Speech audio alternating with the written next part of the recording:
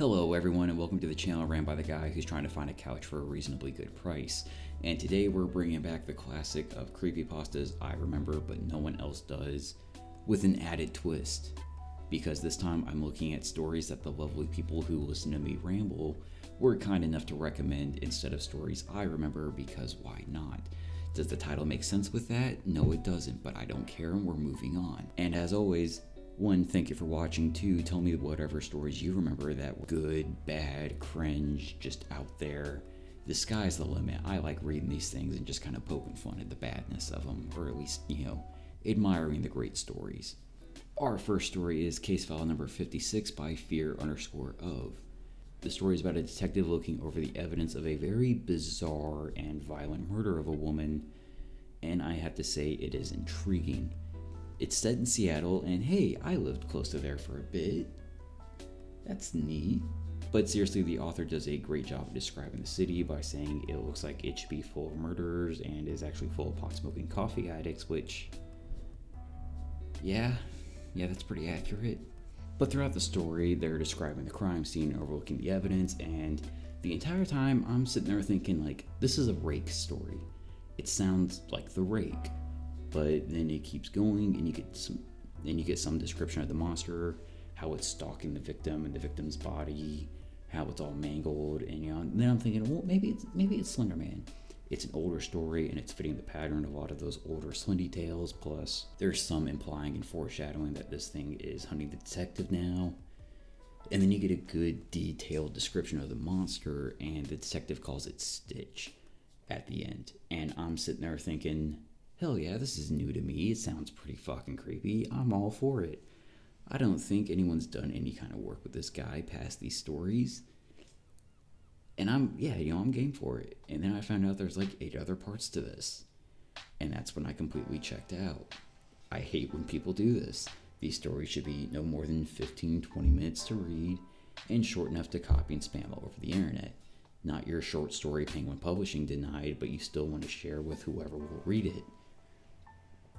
So case file number 56, good. Everything else came past it?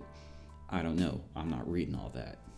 The next story is Nails by Ermethican3? And before I even start talking about it, I just want to point out that this picture from the audio version I listened to is pretty fucking terrifying.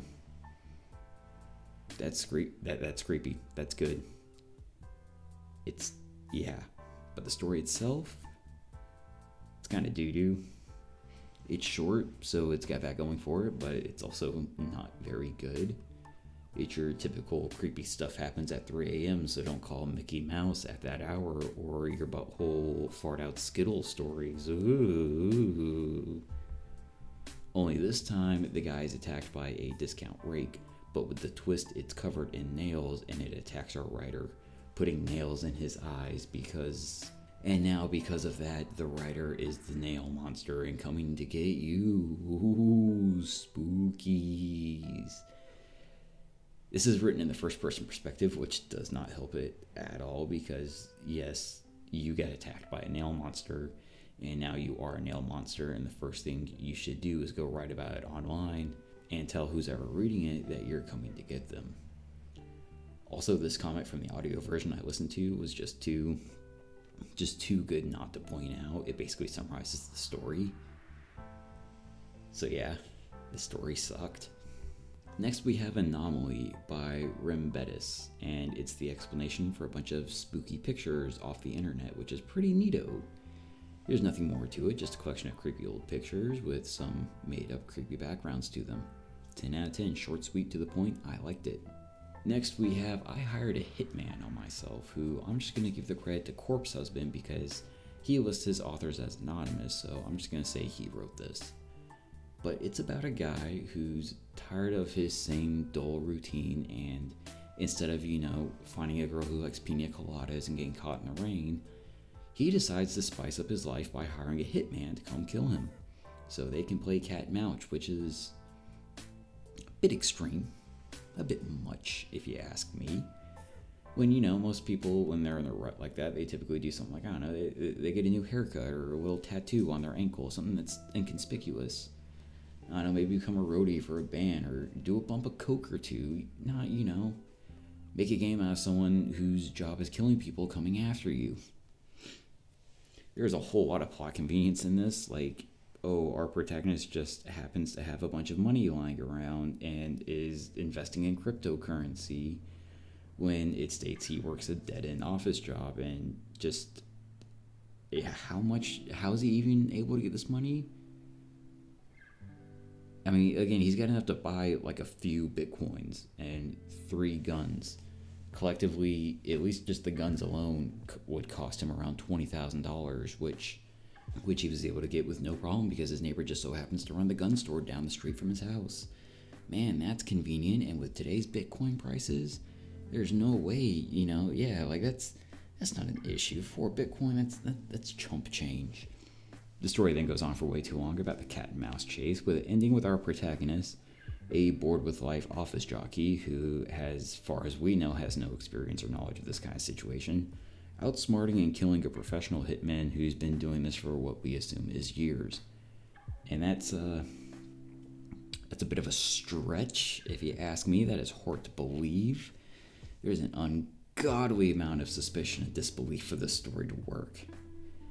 And a few days later, he starts having a weird pain in his body and seeing weird things like people driving like assholes in Vegas, which isn't too uncommon.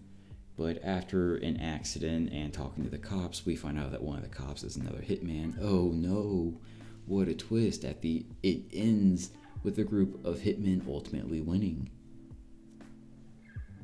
And also the entire time, this is all told through like blog posts, and the guy's just like, yeah, I'm just updating my fucking Reddit thread about how I'm being hunted by a hitman, and they're not tracking my IP or finding me or anything. It works out. It's fine, guys.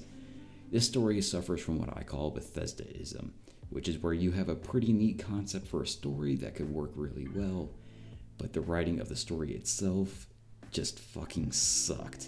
And it was just full of too much that don't make no sense when you think about it. But I will say I did like the ending. It would have made no sense if some random dude was just able to outwit and beat our national organization of hitmen, so at least the author didn't go too far with the lunacy. And since we're taking a jab at Corpse Husband and his not very good stories, let's close out the day by talking about the deep web story, Why I Quit Hacking. This story starts with a warning, fear-mongering, whatever you want to call it, talking about the horrors and terrible things of the deep web your local news station would use to scare the local Karens and your parents with. But our protagonist talks about how he's a real hacker man. Hacker man. He's the most powerful hacker of all time. And he's from the old days of the internet, back when you could score drugs off it while in college instead of just going to the campus stealer like any normal person. But he gets linked into a rabbit hole and starts going down it with ease until he gets to a harder box to break. And once he does, it gets all spooky and creepy. He ends up in a red room with a circus theme, so spooky and scary. And to make it worse, they find out our protagonist is a hacker man Hacker man snuck into the site. Being spooked out, he scorched earths his computer, goes off the grid for a few months, and never hacks again. And it was just really boring and not good at all. At least the story didn't end with the Red Room people finding him and making our protagonist the next victim in their little murder game. It's not good, but hey, it's got that going for it. Yeah, Corpse. Stick with the music, dude. Your writing ain't all that great. But hey, that was gonna do it for this one. If you liked it, hey, the buttons are there. Hit subscribe. Again, share your bad stories that you want me to read and subject myself to. Hit me up on Twitter. Okay, yeah, that's it. Bye-bye. Love you. I just really quit on you, for sure. Took a